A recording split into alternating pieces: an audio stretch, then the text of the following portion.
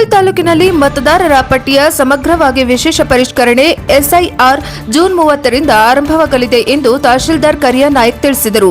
June 30ರಿಂದ July 29ರವರೆಗೆ ಮತಗಟ್ಟೆ ಅಧಿಕಾರಿಗಳು ಮನೆ ಮನೆಗೆ ತೆರಳಿ ಮತದಾರರ ಪಟ್ಟಿಯ ಮಾಹಿತಿಯನ್ನು ನೀಡಿ ಗಣತಿ ಅರ್ಜಿ ನಮೂನೆಯನ್ನ ಭರ್ತಿ ಮಾಡಿಸಿ ಪಡೆಯಲಿದ್ದಾರೆ.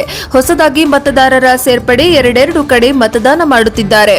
ಅದು ಕಾನೂನು ಬಾಹಿರವಾಗಿದ್ದು ಒಂದೇ ಕಡೆ ತಮ್ಮ ಹಕ್ಕನ್ನು ಹೊಂದಬೇಕೆಂದು ವಿಳಾಸ ಬದಲಾವಣೆಯನ್ನ ಕೂಡ ಮಾಡಬಹುದು. ಯಾವುದೇ ಆಕ್ಷೇಪಣೆಗಳಿದ್ದರೆ ಆಗಸ್ಟ್ 5ರಿಂದ ಅಕ್ಟೋಬರ್ವರೆಗೆ ಸಲ್ಲಿಸಲು ಅವಕಾಶ ನೀಡಲಾಗಿದೆ. ಕುಣಿಗಲ್ ವಿಧಾನಸಭಾ ಕ್ಷೇತ್ರ 131ರಲ್ಲಿ ಬರಲಿದ್ದು ಒಟ್ಟು 5,05,836 ಮತದಾರರಿದ್ದಾರೆ. 18 ವರ್ಷ ತುಂಬಿದ ಎಲ್ಲರೂ ಸಂವಿಧಾನಾತ್ಮಕವಾಗಿ ಮತದಾನದ ಹಕ್ಕನ್ನು ಪಡೆಯುವಂತಾಗಬೇಕು ಎಂದು ತಿಳಿಸಿದರು. ತಾಲೂಕು ಪಂಚಾಯಿತಿ ಕಾರ್ಯನಿರ್ವಹಣಾಧಿಕಾರಿ ವಸಂತ್ ಕುಮಾರ್, ಪೊಲೀಸ್ ಸೂಕ್ತ ನಿರೀಕ್ಷಕರಾದ ಎಂ ನಾಯಕ್, ಚುನಾವಣಾ ಶಿರಸ್ತೇದಾರ್ ಮಂಜುನಾಥ್ ಉಪಸ್ಥಿತರಿದ್ದರು. ವರದಿ ಎಚ್ಎಂ ಅಶೋಕ್, ಪ್ರಜಾಪ್ರಭ ಟಿವಿ, ಕುಣಿಗಲ್. ನಮ್ಮಲ್ಲಿ ಚುನಾವಣಾಧಿಕಾರಿ ಅಂತ ಹೇಳ್ಬಿಟ್ಟು ನಮ್ಮ ಎಸಿ ಕೇಂದ್ರ ಒಬ್ಬರಿರ್ತಾರೆ. ಅವ್ರ ಹತ್ರ ಫಸ್ಟ್ ಅಪೀಲ್ ಇರ್ತದೆ. ನಂತರ ನೀವು DO ಹತ್ರ, ಜಿಲ್ಲಾಧಿಕಾರಿಗಳ ಹತ್ರ ಒಂದು ಸೆಕೆಂಡ್, ಅವ್ರ ಹತ್ರ ನಿಮಗೆ ಪರಿಹಾರ ಸಿಗದಿದ್ರೆ ಜಿಲ್ಲಾಧಿಕಾರಿಗಳ ಹತ್ರ ಒಂದು ಅಪೀಲ್ ಇರ್ತದೆ. ಅದಕ್ಕೂ ನಿಮಗೆ ಪರಿಹಾರ ಸಿಗದಿದ್ರೆ ನೀವು ಚೀಫ್ ಎಲೆಕ್ಷನ್ ಕಮಿಷನರ್ ಆಫೀಸ್ ಹತ್ರ ಒಂದು ನಿಮಗೆ ಕ್ಲೈಮ್ ಸಿಗ್ತದೆ. ಈ 3 ಕ್ಲೈಮ್ಸಲ್ಲಿ ನಿಮಗೆ ಎಲ್ಲಾದರೂ ಒಂದು ಕಡೆ ನಿಮಗೆ ಪರಿಹಾರ ಸಿಗ್ತದೆ.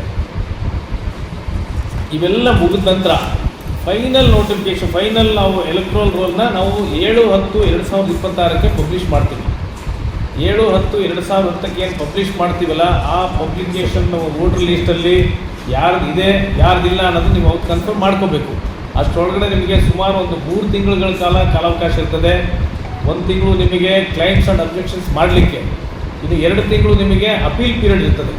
ಅಂದರೆ ನೀವು ಯಾಕೆ ಬಿಟ್ಟು ಹೋಯಿತು, ಯಾಕೆ ಬಿಡಲಿಲ್ಲ, ಅಥವಾ ಅಬ್ಜೆಕ್ಷನ್ ಎಂಥವು ಮಾಡ್ಬೋದು ಅಂತಂದರೆ ಇಂಥವ್ರು ಸೇರಬಾರ್ದಿತ್ತು ಸೇರಿಸಿದ್ದೀನಿ, ಅವ್ರು ನಮ್ಮ ತಾಲೂಕಿನ ಪ್ರಜೆ ಅಲ್ಲ ಅಥವಾ ನಮ್ಮ ದೇಶದ ಪ್ರಜೆ ಅಲ್ಲ ಅಂತ ಇಂಥ ವಿಚಾರಗಳನ್ನ ನೀವು ಇದು ಮಾಡಲಿಕ್ಕೆ ನಿಮಗೆ ಒಂದು 2 ತಿಂಗಳ ಕಾಲ ಕ್ಲೈಂಟ್ಸಿಗೆ ಅಬ್ಜೆಕ್ಷನ್ಸ್ ಟೈಮ್ ಇರ್ತದೆ. ಫೈನಲ್ ರೋಡು 7/10 ಮತ್ತು 2026ಕ್ಕೆ ನಾವು ನಿಮಗೆ ಪ್ರಚುರಪಡಿಸ್ತೀವಿ. ಎಲ್ಲ ತಾಲೂಕು ಪಂಚಾಯತಿಗಳಲ್ಲಾಗಲಿ ಅಥವಾ ನಮ್ಮ ತಾಲೂಕು ಕಚೇರಿಯಲ್ಲಿ, ತಾಲೂಕು ನಮ್ಮ ವಿಲೇಜ್ ಅಕೌಂಟೆಂಟ್ ಕಚೇರಿಯಲ್ಲಿ, ಡೆಪ್ಯೂಟಿ ತಹಶೀಲ್ದಾರ್ ಕಚೇರಿಯಲ್ಲಿ ಮತ್ತು ಗ್ರಾಮ ಪಂಚಾಯತಿಗಳಲ್ಲಿ ಪಬ್ಲಿಷ್ ಮಾಡ್ತೀವಿ. ಅಲ್ಲಿ ನೀವು ಒಂದು ನೋಡಿಕೊಂಡು ಫೈನಲೈಸ್ ಮಾಡ್ಕೋಬೋದು. ನಂತರನೂ ಕೂಡ ಇದು ಆದ ಕೂಡಲೇ ಮುಗಿದೋಯ್ತಪ್ಪ, ಈಗ ನೆಕ್ಸ್ಟ್ ಹೆಂಗೆ ಮಾಡೋದು, ಇಂಥವ್ರನ್ನ ನಾವು ಸಿಗಲೇ ಇಲ್ಲ, ಇಂಥವ್ರು ಸೇರಿಸ್ಬೇಕಾಗಿತ್ತು, ನಾವು ನಮಗೆ ಆಗಲೇ ಇಲ್ಲ ಅಂತ ಸಂದರ್ಭದಲ್ಲೂ ಕೂಡ ನಿಮಗೆ ಇದಾಗ್ಬೋದು. ಅಂಥ ಸಂದರ್ಭದಲ್ಲಿ ನೀವು ತಲೆ ಕೆಡಿಸ್ಕೊಳ್ಳೋಂಗಿಲ್ಲ. ಯಾಕಂದರೆ ಪ್ರತಿ ವರ್ಷ ನಾವೇನು ಫಾರ್ಮ್ 6, 7, 8 ಅಂತ ನಾವು ಸಮಗ್ರ ಪರಿಷ್ಕರಣೆ ಅಂತ ಎವ್ರಿ ಇಯರು ರೊಟೀನ್ ವರ್ಕ್ ಇದು. ಪ್ರತಿ ವರ್ಷ ಫಾರ್ಮ್ 6 ಅಂತಂದರೆ ನಾವು ಸೇರ್ಪಡೆ ಮಾಡ್ತಕ್ಕಂಥದ್ದನ್ನ ಫಾರ್ಮ್ 6 ಅಂತ ಹೇಳ್ತೀವಿ. ತಿದ್ದುಪಡಿ ಮಾಡ್ತಕ್ಕಂಥದ್ದನ್ನ ನಾವು ಫಾರ್ಮ್ 7 ಅಂತ ಹೇಳ್ತೀವಿ. ಡಿಲೀಷನು ತೆಗಿಬೇಕು ಅನ್ನತಕ್ಕಂಥದ್ದನ್ನ ನಾವು ಫಾರ್ಮ್ 8 ಅಂತ ಹೇಳ್ತೀವಿ. ಇದು ಪ್ರತಿ ವರ್ಷ ನಡೀತದೆ. ನೀವು ಇದರಲ್ಲಿ ಸೇರಿಕೊಂಡು ಬಿಟ್ಟೋಗಿದೆ ಅಂತಂದ್ರೂ ಕೂಡ ನಿಮಗೆ ಆಮೇಲೆ ಅವಕಾಶ ಇರ್ತದೆ. ಅವಕಾಶನ ನೀವು ಸದುಪಯೋಗ ಪಡಿಸ್ಕೋಬೋದು.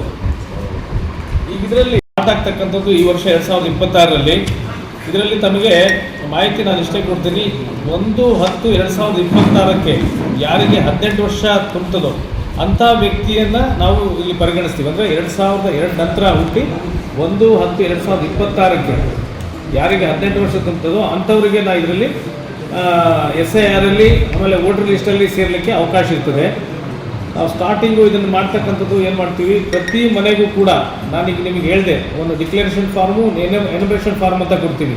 ಅಂಥದ್ದನ್ನ 20/6/2026ರಿಂದ 29/6/2026ವರೆಗೆ, ಅಂದರೆ ಸತತವಾಗಿ 9 ದಿವಸಗಳ ಕಾಲ ನಾವು ಪ್ರತಿ ಮನೆಗೂ ಕೂಡ ಈ ಫಾರ್ಮ್ಯಾಟ್ಸ್ನ ಕೊಡ್ತೀವಿ. ಒಂದು ವೇಳೆ ಯಾರಾದರೂ ಆ ಮನೆ ಬೀಗ ಹಾಕಿದ್ರು ಅಂತಂದರೆ ಪಕ್ಕದ ಮನೆಯವರಿಗೆ ಹೇಳ್ಬಿಟ್ಟು ಕೊಟ್ಟಿರ್ತೀವಿ. ಅವರು ಪ್ರತಿಯೊಬ್ಬರು ಮನೆಯೂ ಕೂಡ ಇದನ್ನು 3 ಸರಿ ಹೋಗಿ ನಾವು ಅದನ್ನು ಪರಿಷ್ಕರಣೆ ಮಾಡ್ತಕ್ಕಂಥದ್ದು ಒಂದು ಅವಕಾಶ ಇರ್ತದೆ. ಆವಾಗ ಅದು ಕೊಟ್ಟ ನಂತರ 30/6/2026ರಿಂದ 29/7/2026 1 ತಿಂಗಳುಗಳ ಕಾಲ ನಮ್ಮಲ್ಲಿ ಏನು BLOಗಳಾಗಿ ಅಪಾಯಿಂಟ್ಮೆಂಟ್ ಆಗಿರ್ತಾರೋ ಅಂಥವರು ಪ್ರತಿ ಮನೆಗೂ ಕೂಡ ಹೌಸ್ ಟು ಹೌಸ್ ಹೋಗ್ಬಿಟ್ಟು ಎನ್ಯುಮರೇಷನ್ ಮಾಡಬೇಕು ಅಂತ ಅವರಿಗೆ ನಾವು ತಿಳಿಸಿರ್ತೀವಿ. 1 ಸರಿ 2 ಸರಿ 3 ಸರಿ, ಕನಿಷ್ಠ 3 ಸರಿ ಆದರೂ, ಒಂದು ವೇಳೆ ಒಂದು ಮನೆಯಲ್ಲಿ ಬೀಗ ಹಾಕ್ಕೊಂಡು ಹೋಗಿದ್ರು, ಎಲ್ಲಾದರೂ ಹೊರಗಡೆ ನೌಕರಿ ಮಾಡಿಕೊಂಡು ಬೇರೆ ಕಡೆ ಎಲ್ಲಾದರೂ ಹೋಗ್ತಾ ಇದ್ದಾರೆ ಬರ್ತಾ ಇದ್ದಾರೆ ಅಂತ ಬೀಗ ಹಾಕಿದ್ರು ಅಂತಂದರೆ ಅಂಥವ್ರ ಮನೆಗೆ 3 ಸರಿ ಮಾಡಲಿಕ್ಕೂ ಕೂಡ ಅವಕಾಶ ಇರ್ತದೆ. ಇದ್ರ ಬಗ್ಗೆ ನಿಮ್ಮ ಗಮನದಲ್ಲಿ ತಿಳಿಸ್ತಾ ಇದ್ದೀನಿ. ಸೇರಿಸಬೇಕು ಮಾಡಬೇಕು ಅಂತಂದರೆ ನಿಮಗೆ ಎನುಮರೇಷನ್ ಫಾರ್ಮ್ಸ್ ಕೊಟ್ಟಿದ್ದೀವಿ. ಇಂಗ್ಲೀಷಲ್ಲಿ ಮತ್ತು ಕನ್ನಡದಲ್ಲಿ ಎರಡೂ ಥರ ಇರ್ತದೆ. ಅದರಲ್ಲಿ ಏನಾದರೂ ನೀವು ಅಲ್ಲಿ ವೋಟರ್ಸ್ ಇದ್ದೀರಾ ಅಂತಂದರೆ ನಿಮಗೆ ಎಪಿಕ್ ಕಾರ್ಡಲ್ಲಿರ್ತಕ್ಕಂಥ ಫೋಟೋಸು ಆ ಒಂದು ಫಾರ್ಮ್ ಸಿ ಅಂತ ಬರ್ತದೆ, ಅನೆಕ್ಸರ್ ಸಿ ಅಂತ ಬರ್ತದೆ. ಅದರಲ್ಲಿ ಆಲ್ರೆಡಿ ನಿಮ್ಮದು ಹಳೆ ಫೋಟೋ ಬಂದುಬಿಟ್ಟಿರ್ತದೆ. ಹೊಸ ಫೋಟೋ ಮಾಡಲಿಕ್ಕೂ ಕೂಡ ನಿಮಗೆ ಅಲ್ಲಿ ಅವಕಾಶ ನಮ್ಮ ಯಾರು BLOಗಳಿಗೆ ಅವಕಾಶ ಕೊಟ್ಟಿದ್ದೀವಿ. ಅವ್ರಿಗೆ ನಿಮ್ಗೆ ಅಲ್ಲೇ ಕ್ಯಾಪ್ಚರ್ ಮಾಡ್ಬೋದು. ಒಂದು ವೇಳೆ ನಿಮಗೆ ಆ ಫೋಟೋನೇ ನಾನು ಕರೆಕ್ಟಾಗಿದೆ ಅದೇ ಇರಲಿ ಅನ್ನೋದಾದರೆ ನಿಮಗೆ ಇನ್ನೊಂದು ಫೋಟೋ ಹಾಕೋ ಅವಶ್ಯಕತೆ ಇಲ್ಲ. ಇಲ್ಲ ನಮ್ಮದು ಇದು ಹಳೆ ಫೋಟೋ ಇದೆ, ನನಗೆ ಈಗಿರೋ ಫೋಟೋ ಮಾಡ್ಕೊಳ್ಳಿ ಅಂತಂದರೆ BLOಗಳಿಗೆ ಅವಕಾಶ ಇರ್ತದೆ. ಅಲ್ಲೇ ಅವರು ಅದನ್ನು ಪ್ರಚುರಪಡಿಸ್ತಾರೆ, ಕ್ಯಾಪ್ಚರ್ ಮಾಡ್ತಾರೆ. ಕ್ಯಾಪ್ಚರ್ ಮಾಡಿಬಿಟ್ಟು ನಿಮ್ಮ ಹೊಸ ಫೋಟೋನ ಅಪ್ಲೋಡ್ ಮಾಡ್ತಾರೆ. ಈ ಹೊಸ ಫೋಟೋಗೆ ಅಥವಾ ಹೊಸದಾಗಿ ನೀವು ಸೇರ್ಪಡೆ ಮಾಡಲಿಕ್ಕೆ ಅಥವಾ ಬಿಟ್ಟು ಹೋಗಿರೋದನ್ನ ಸೇರಿಸಲಿಕ್ಕೆ ನಿಮಗೆ ಸುಮಾರು ಒಂದು 12 ಡಾಕ್ಯುಮೆಂಟ್ಸ್ನ ಈಗ ನಾವು ಎಲೆಕ್ಷನ್ ಕಮಿಷನರಿಂದ ನಿಮಗೆ ಇಂಥ ಡಾಕ್ಯುಮೆಂಟ್ಸ್ ಕೊಡಬೇಕು ಅಂತ ನಾವು ಹೇಳ್ತಿದ್ದೀವಿ. ಅದರಲ್ಲಿ 12ರಲ್ಲಿ ಸುಮಾರು ಯಾವುದೇ ಡಾಕ್ಯುಮೆಂಟ್ಸ್ ಆಗಿರ್ಬೋದು, ಇಂಗ್ಲೀಷು ಮತ್ತು ಕನ್ನಡದಲ್ಲೂ ಕೂಡ ನಮಗೆ ಹೇಳ್ತಿದ್ದೀವಿ. ಇಂಥ ದಾಖಲೆಗಳನ್ನು ಕೊಟ್ಟು ನಾವು ಸೇರ್ತೀವಿ ಅಂತ. ಯಾವುದೇ ಕೇಂದ್ರ ಸರ್ಕಾರ, ರಾಜ್ಯ ಸರ್ಕಾರ, ಸಾರ್ವಜನಿಕ ವಲಯದ ಉದ್ಯಮ, ಕಾಯಂ ಉದ್ಯೋಗಿ, ಪಿಂಚಣಿದಾರರಿಗಿರುವ ಯಾವುದೇ ಗುರುತಿನ ಚೀಟಿ, ನಿವೃತ್ತಿ ವೇತನ ಸಂದಾಯ ಆದೇಶ ಆಗಿರ್ಬೋದು, ಇದು ಒಂದು ಗುರುತಿನ ಚೀಟಿ ಯಾವುದಾದ್ರೂ ಸರ್ಕಾರಿ ಸ್ವಾಮ್ಯದಲ್ಲಿದ್ದವರಿಗೆ ಅದು ಅನ್ವಯ ಆಗ್ತದೆ. ಆಮೇಲೆ ಭಾರತದಲ್ಲಿ 1/7/1987ಕ್ಕೂ ಮುಂಚೆ ಸರ್ಕಾರ, ಸ್ಥಳೀಯ ಪ್ರಾಧಿಕಾರಗಳು, ಬ್ಯಾಂಕ್ಗಳು, ಅಂಚೆ ಕಚೇರಿ, ಜೀವ ವಿಮಾ ನಿಗಮ, LIC, ಸಾರ್ವಜನಿಕ ವಲಯ ಉದ್ಯಮಗಳು ನೀಡಿರುವ ಯಾವುದೇ ಗುರುತಿನ ಚೀಟಿ, ಪ್ರಮಾಣ ಪತ್ರ, ದಸ್ತಾವೇಜು, ಎಲ್ಲಾದರೂ ನಾವು ಲ್ಯಾಂಡ್ಗಳ ಬಗ್ಗೆ ನಾವು ರಿಜಿಸ್ಟ್ರೇಷನ್ ಮಾಡಿಸಿರ್ತಕ್ಕಂಥ ಡಾಕ್ಯುಮೆಂಟ್ಸು ಕೂಡ ಒಂದು ಗುರುತಿನ ಚೀಟಿ ಆಗುತ್ತೆ ಅಂತ ಹೇಳ್ತಾರೆ. ಆಮೇಲೆ ಸಕ್ಷಮ ಪ್ರಾಧಿಕಾರ ನೀಡಿರ್ತಕ್ಕಂಥ ಜನನ ಪ್ರಮಾಣ ಪತ್ರ, ಪುರಸಭೆ ಆಗಿರ್ಬೋದು, ನಮ್ಮ ಕಂದಾಯ ಇಲಾಖೆಯಿಂದ ಕೊಟ್ಟಿರ್ತಕ್ಕಂಥ ಜನನ ಪ್ರಮಾಣ ಪತ್ರ ಕೂಡ ನಿಮಗೊಂದು ದಾಖಲೆ ಆಗ್ತದೆ. ಪಾಸ್ಪೋರ್ಟ್ಸು, ನಾವು ಹೊರದೇಶಗಳಿಗೆ ಹೋಗಲಿಕ್ಕೆ ನಾವು ಮಾಡಿಸಿರ್ತಕ್ಕಂಥ ಪಾಸ್ಪೋರ್ಟ್ ಕೂಡ ಅದಕ್ಕೆ ಮಾನ್ಯತೆ ಪಡೆದಿದೆ. ಆಮೇಲೆ ಮಾನ್ಯತೆ ಪಡೆದ ಮಂಡಳಿಗಳು, ವಿಶ್ವವಿದ್ಯಾಲಯದಲ್ಲಿ ನೀಡಿದಂಥ ಮೆಟ್ರಿಕ್ಯುಲೇಷನ್, ಶೈಕ್ಷಣಿಕ ಪ್ರಮಾಣ ಪತ್ರ ಕೂಡ SLC ಮಾರ್ಕ್ಸ್ ಕಾರ್ಡ್ ಆಗಿರ್ಬೋದು, PUC ಮಾರ್ಕ್ಸ್ ಕಾರ್ಡು, ಅವು ಕೂಡ ನಿಮಗೆ ಗುರುತಿನ ಚೀಟಿಯಾಗಿ ನಾವು ಕನ್ಸಿಡರ್ ಮಾಡ್ತೀವಿ. ಅಲ್ಲದೆ ರಾಜ್ಯದ ಸಕ್ಷಮ ಪ್ರಾಧಿಕಾರ ನೀಡಿರ್ತಕ್ಕಂಥ ಕಾಯಂ ನಿವಾಸಿ ಪ್ರಮಾಣ ಪತ್ರ, ಅಂದರೆ ನೀವು ಈ ಗ್ರಾಮದ ಪ್ರಜೆ ಹೌದು ಅಥವಾ ಈ ತಾಲೂಕಿನ ಪ್ರಜೆ ಹೌದು ಅಂತ ನಾವೇನೀಗ ರೆಸಿಡೆನ್ಷಿಯಲ್ ಸರ್ಟಿಫಿಕೇಟ್ ಕೊಡ್ತೀವಿ, ಅದು ಕೂಡ ಬರ್ತದೆ. ಆಮೇಲೆ ಅರಣ್ಯ ಹಕ್ಕು ಪ್ರಮಾಣ ಪತ್ರ. ಅರಣ್ಯ ಹಕ್ಕು ಪ್ರಮಾಣ ಪತ್ರ ಅಂತಂದರೆ ಈಗ ನಾವು 1986 ಆ್ಯಕ್ಟ್ ಕೆಳಗಡೆ ಏನೋ ಅರಣ್ಯ ಇದರಿಂದ ನಿಮಗೆ ಹಕ್ಕುಪತ್ರಗಳನ್ನು ಕೊಡ್ತಾ ಇದೀವಲ್ಲ, ಅಂಥ ಹಕ್ಕುಪತ್ರ ಕೂಡ ಇದರಲ್ಲಿ ಅನ್ವಯ ಆಗ್ತಿದೆ ಅಂತಿದ್ದೇನೆ. ರಾಷ್ಟ್ರೀಯ ಪೌರತ್ವ ರಿಜಿಸ್ಟರ್, ಅಂದರೆ ನಾವು ಈ ದೇಶದ ಪ್ರಜೆ ಅನ್ನೋದಕ್ಕೆ ನಮ್ಮ ಹತ್ರ ಯಾವುದಾದ್ರೂ ಒಂದು ದಾಖಲಾತಿ ಕೂಡ ನಮಗೆ ಬರ್ತದೆ ಅಂತಂತೇಳಿ. ಯಾವುದೇ ಶಾಸನಾತ್ಮಕ, ಆಡಳಿತಾತ್ಮಕ ನಿಯಮಾವಳಿಗಳಡಿಯಲ್ಲಿ ಸರ್ಕಾರದ ಸಿಬ್ಬಂದಿಯು ನಿರ್ವಹಿಸಿದ ಕುಟುಂಬದ ರಿಜಿಸ್ಟರ್ ಆಗಿರ್ಬೋದು. 11ನೇದು ಸರ್ಕಾರವು ನೀಡಿದ ಯಾವುದೇ ಜಮೀನು, ಮನೆ ಹಂಚಿಕೆ ಪ್ರಮಾಣ ಪತ್ರ. ಕೊನೆಗೆ ಆಧಾರ್ ಕಾರ್ಡ್. ಈ 12 ಪ್ರಮಾಣ ಪತ್ರಗಳು ಯಾವುದಾದ್ರೂ ಒಂದು ಕೊಟ್ಟರು ಕೂಡ ಕನ್ಸಿಡರ್ ಆಗುತ್ತೆ ಅಂತೇಳಿ. ಇಷ್ಟು 5,836 ಜನ, 2,05,836 ಜನ, 836. ಅದರಲ್ಲಿ ಮೇಲ್ ವೋಟರ್ಸು 1,02,130 ಜನ ಮೇಲ್ ವೋಟರ್ಸು. ಫೀಮೇಲ್ ವೋಟರ್ಸ್ ಬಂದ್ಬಿಟ್ಟು 1,03,006 ಜನ. ಟೋಟಲ್ ಬಂದ್ಬಿಟ್ಟು 2,05,836 ಜನ ನಮ್ಮಲ್ಲಿ ವೋಟರ್ಸ್ ಆಗ್ತಾರೆ. ಸಮಗ್ರ ಪರಿಷ್ಕರಣೆ ಕಾರ್ಯಕ್ರಮ ನಮ್ಮದು ಆರಂಭ ಆಗ್ತಿರೋದು ಈ ವರ್ಷದಿಂದ ಆರಂಭ ಆಗ್ತಾ ಇದೆ. ಇದು ಸಮಗ್ರ ಪರಿಷ್ಕರಣೆ ಕಾರ್ಯಕ್ರಮವು ಸಂವಿಧಾನದ ಆರ್ಟಿಕಲ್ 324ರ ಅಡಿಯಲ್ಲಿ ಇದು ನಡೀತದೆ.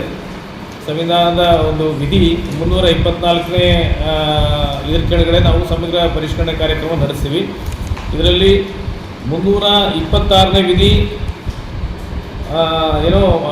ಮತದಾನಕ್ಕೆ ನಾವೇನು ಅರ್ಹರಾಗ್ತೀವಿ ಅಂಥವ್ರಿಗೆ ಇದು ಅನ್ವಯಿಸ್ತದೆ, 326ನೇ ವಿಧಿ. ಆಮೇಲೆ ಇದು ನಮ್ಮಲ್ಲಿ ಇರ್ತಕ್ಕಂಥ ರೆಪ್ರೆಸೆಂಟೇಷನ್ ಪೀಪಲ್ಸ್ ಆ್ಯಕ್ಟ್ ಏನಿದೆಯೋ 1950 ಅಡಿಯಲ್ಲಿ ಸೆಕ್ಷನ್ 21ರಡಿ ಇದು ಸ್ಪೆಷಲ್ ಇನ್ಸೆಂಟಿವ್ ಪವರ್ಸ್ನ ಕೊಡ್ತದೆ. ಅಂದರೆ ಏನು ನಮ್ಮ ರಿವಿಷನ್ ಎಲೆಕ್ಷನ್ ರೂಲ್ಸ್ ಇದೆಯೋ ಸೆಕ್ಷನ್ 21 ಕಡೆ RP ಆ್ಯಕ್ಟು ಸೆಕ್ಷನ್ 21ರಡಿ ಸಮಗ್ರ ಪರಿಷ್ಕರಣೆ ಮಾಡಲಿಕ್ಕೆ ಒಂದು ಅವಕಾಶ ಕೊಡ್ತದೆ. ಸೆಕ್ಷನ್ 24 ಅಪೀಲ್ ಮಾಡಿಕೊಳ್ಳಿಕ್ಕೆ, ಅಂದರೆ ನಾವೇನೀಗ ಸಮಗ್ರ ಪರಿಷ್ಕರಣೆ ಮಾಡ್ತಿದ್ದೀವಿ, ಮಾಡಿಕೊಂಡಾಗ ಯಾರ್ದು ಸೇರ್ಪಡೆಯಾಗಿದೆ, ಯಾವುದು ಸೇರ್ಪಡೆಯಾಗಿಲ್ಲ, ಅಥವಾ ಸೇರ್ಪಡೆ ಆಗಿರ್ತಕ್ಕಂಥದ್ದು ಆಗದೇ ಇರತಕ್ಕಂಥದ್ದು ಯಾಕಾಗಿದೆ ಅನ್ನೋದ್ರ ಬಗ್ಗೆ ಅಬ್ಜೆಕ್ಷನ್ಸ್ ಮಾಡಲಿಕ್ಕೂ ಕೂಡ ಇದಕ್ಕೆ ಕಾಲಾವಕಾಶ ಇರ್ತದೆ. ಸೆಕ್ಷನ್ 31 ಅಡಿ ಪನಿಷ್ಮೆಂಟ್ ಇರ್ತದೆ. ಅಂದರೆ RP ಆ್ಯಕ್ಟು ಸೆಕ್ಷನ್ 31 ಅಡಿ ಪನಿಷ್ಮೆಂಟ್ ಅಂತಂದರೆ ಫಸ್ಟು ನಿಮಗೆ ನಾವು ಇದನ್ನ ಏನು ಮಾಡ್ತೀವಿ ಅಂತಂದರೆ ಫಸ್ಟ್ ನಿಮಗೆ ಒಂದು 2 ಫಾರ್ಮೆಟ್ಗಳು ಕೊಡ್ತೀವಿ. ಒಂದು ಡಿಕ್ಲರೇಷನ್ ಫಾರ್ಮು, ಒಂದು ಎನಬ್ರೇಷನ್ ಫಾರ್ಮ್ ಅಂತೇಳಿ. ಎನಬ್ರೇಷನ್ ಫಾರ್ಮ್ ಕೊಡ್ತಕ್ಕಂಥದ್ದು ನಿಮ್ಮ ಮಾಹಿತಿಯನ್ನು ಸಂಪೂರ್ಣವಾಗಿ ನೀವು ಅದರಲ್ಲಿ ಭರ್ತಿ ಮಾಡಿ ಕೊಡ್ತಕ್ಕಂಥದ್ದು. ಅದು ನಾನು ವೋಟರ್ಸ್ ಆಗಿದ್ದೀನಿ, ಇಂಥ ಒಂದು ಬೂತಲ್ಲಿ ನಾನು ಒಬ್ಬ ವೋಟರ್ಸ್ ಆಗಿದ್ದೀನಿ ಅನ್ನೋದ್ರ ಬಗ್ಗೆ ಮಾಹಿತಿ ಕೊಡ್ತಕ್ಕಂಥದ್ದು. ಆಮೇಲೆ ಡಿಕ್ಲರೇಷನ್ ಕೊಡ್ತೀನಿ, ಏನಂತಂದರೆ ನಾನು ಒಂದೇ ಕಡೆಗೆ ನಾನು ವೋಟರ್ ಆಗಿದ್ದೀನಿ, ನಾನು ಬೇರೆ ಬೇರೆ ಕಡೆಗೆ ನಾನು ವಿವಿಧ ಕಡೆಗೆ ನಾನು ವೋಟರ್ ಆಗಿಲ್ಲ, ನಾನು ಕೊಡ್ತಕ್ಕಂಥ ಸತ್ಯವಾಗಿರ್ತದೆ ಅಂತ ಡಿಕ್ಲರೇಷನ್ ಕೊಡ್ತೀನಿ. ಆ ಡಿಕ್ಲರೇಷನ್ ಏನಾದರೂ ಸುಳ್ಳಾದರೆ ಅಥವಾ ಬೇರೆ ಬೇರೆ ಕಡೆಗೆ ನಾನು ಸಿಟಿಜನ್ಶಿಪ್ ಆಫ್ ಇಂಡಿಯಾ ಅಲ್ಲ, ನಾನು ಬೇರೆ ಕಡೆ ಯಾರೋ ಬಂದ್ಬಿಟ್ಟು ನಾನು ಇಲ್ಲಿ ಸಿಟಿಜನ್ ತೊಗೊಂಡಿದ್ದೀನಿ ಅಂತ ಸುಳ್ಳು ಮಾಹಿತಿ ಕೊಟ್ಟಲ್ಲಿ ಅಂಥವ್ರಿಗೆ ಇದರಲ್ಲಿ ಕಾನೂನಿನಡಿಯಲ್ಲಿ ಶಿಕ್ಷೆ ಆಗ್ತದೆ.